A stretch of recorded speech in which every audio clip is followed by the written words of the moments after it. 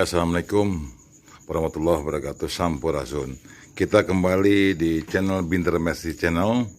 Ini adalah dialog antara Bapak Karya dengan Pak Gimin tentang keris. Nah, oke, kita mulai dengan Pak Gimin bertanya pada Pak Karya tentang keris. Ya. Assalamualaikum warahmatullahi wabarakatuh. Waalaikumsalam. Mohon maaf ini mengganggu, saya mau nanya seputaran masalah keris. Kalau orang Jawa dulu bisa dibilang pusaka. Emang ini termasuk adat lah. Keris ini emang udah dari sononya. Bagaimana Abah menanggapi keris ini dari Jawa ini? Sudut pandang dari agama ini seperti apa kalau keris itu? Gimana? Ini kalau menurut yang gitu ya, keris itu sebenarnya senjata yang zaman dulu itu sangat istimewa, karena memang cara pembuatannya aja itu memerlukan waktu ya, dan orang yang membuatnya juga, si empunya ini dia harus berpuasa. Jadi enggak sembarangan dia membuat sebuah senjata pesanan para raja gitu. Jadi ketika dari sejarahnya Ken Arok Singosari itu, dia bilang kepada Empu Gandring, tolong buatkan saya sebuah keris, kata dia. Nah, karena untuk istilahnya putra mahkota ini, jadi dia kalau bikin keris itu enggak istilahnya diketok-ketok kayak zaman sekarang. Zaman sekarang itu memang bikin keris 1000 juga ada mesinnya jadi. Kenapa ya? Karena beda kalau keris yang zaman dulu intisarinya gitu kan. Nah, sedangkan yang sekarang ini mereka itu kalau di agama dikasih suruh belajar syariat gitu, kayak ngaji Quran, terus hukum-hukum fikih gitu kan. Nah, dalil, terus kalau kata kita hadis gitu. Nah, jadi ketika sekarang itu anak-anak sekarang itu diperkenalkan dengan keris itu seolah-olah kayak yang takut. Wah, ini keris ada hantunya, wah ini keris ada setannya, ada jinnya gitu. Nah, kalau menurut saya hal-hal seperti itu jangan dibesar-besarkan. Kenapa? Karena ini keris, contohnya ini ya. Nah, ini ya. Nah, contohnya keris ini. Ini kan benda. Ini benda. Secara ini juga nggak bisa dipungkiri. Ini benda. Ini benda buatan manusia.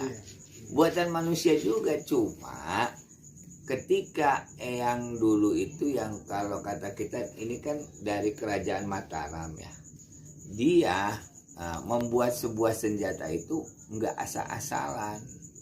Gimana caranya supaya senjata ini jadi istimewa?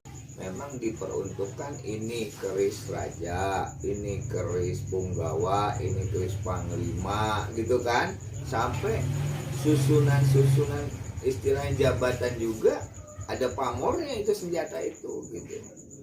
Nah, yang paling berkesan itu keris dari kerajaan Majapahit. Nah, itu sampai sekarang itu dimuseumkan. Sebagian senjata-senjata yang ampuh kita malah banyak di keluar negeri dijual. Nah, disinilah kecolongannya kita gitu. Nah, kalau dari sudut agama ya, karena ini salah persepsi orang tua dulu, dia itu ngajinya itu karena ngambil ciknya itu istilahnya acinya, kayak kejawen. Nah, kejawen itu dia ngambil acinya, ngambil intisarinya.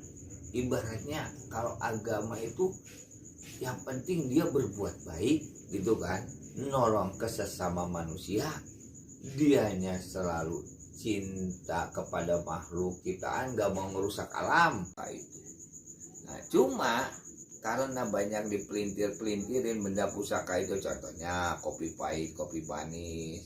Nah sebenarnya kalau diceritain rasa dari kopi pahit, kopi manis itu sebenarnya kalau kata saya itu ngaji orang tua yang ilmunya udah main hakikat dia.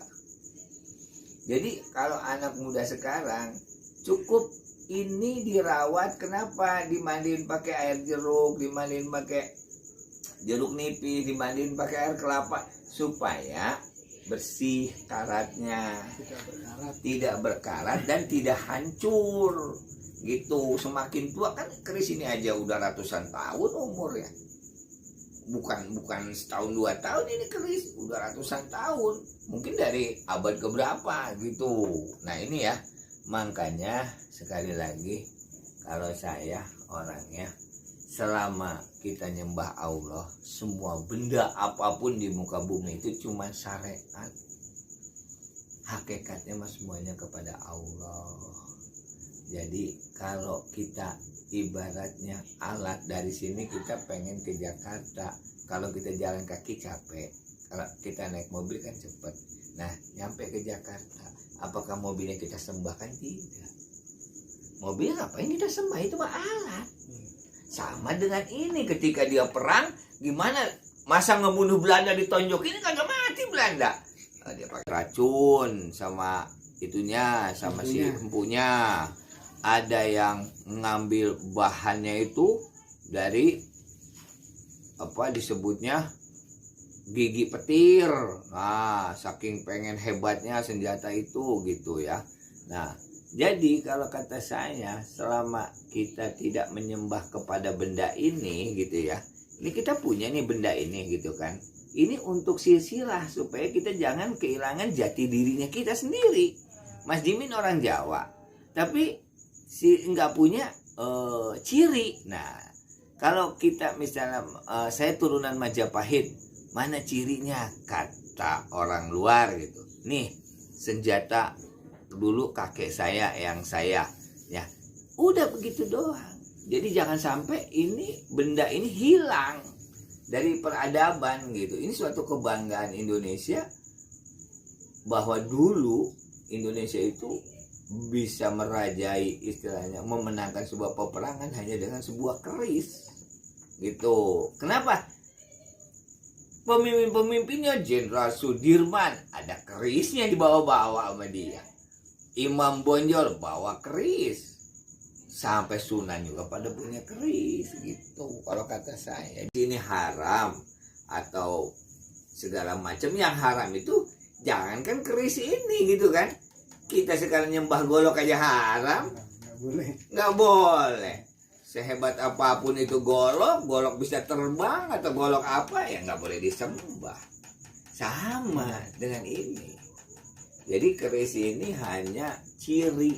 Sekarang mah, dulu senjata yang paling hebat, yang paling ampuh karena diberi, yang membuatnya dengan berpuasa, dia sampai ibaratnya energi power dia dimasukkanlah ke dalam keris ini. Hasil puasa tirakat dia mati geni itu dimasukkan ke sini. Ada yang masukin jadinya naga, disebut naga geni.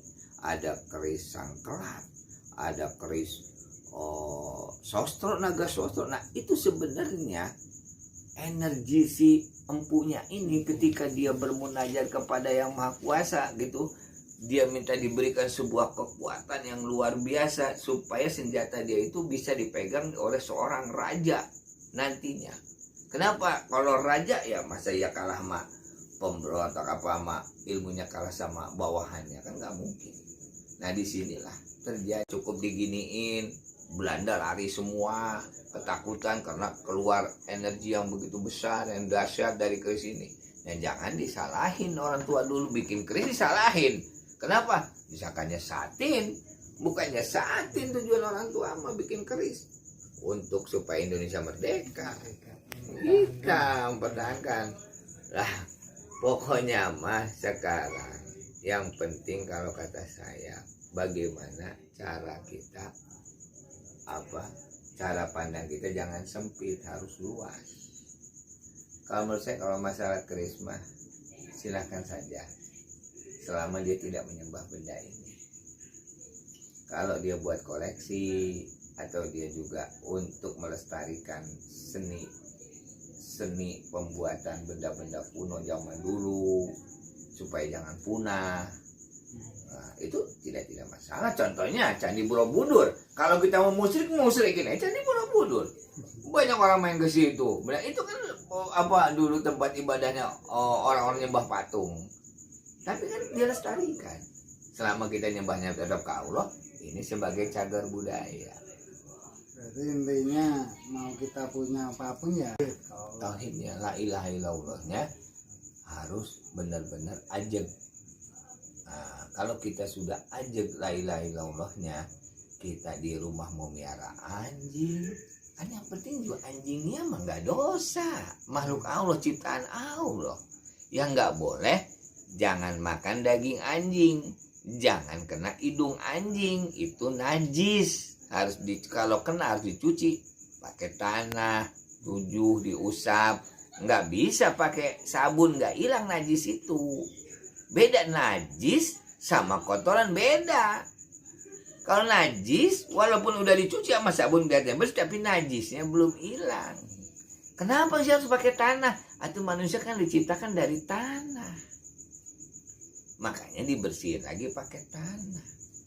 Nanti juga kembalinya ke tanah daging. Nah, banyaknya emang ada yang dari ikan, dari mana daging, tapi kan banyaknya dari hasil tanah. Itu kalau menurut saya masalah keris. Sebab saya nggak mau ngelebar kemana-mana, untuk menjelaskan keris saja dulu. Nah, satu supaya nggak melebar gitu. Keep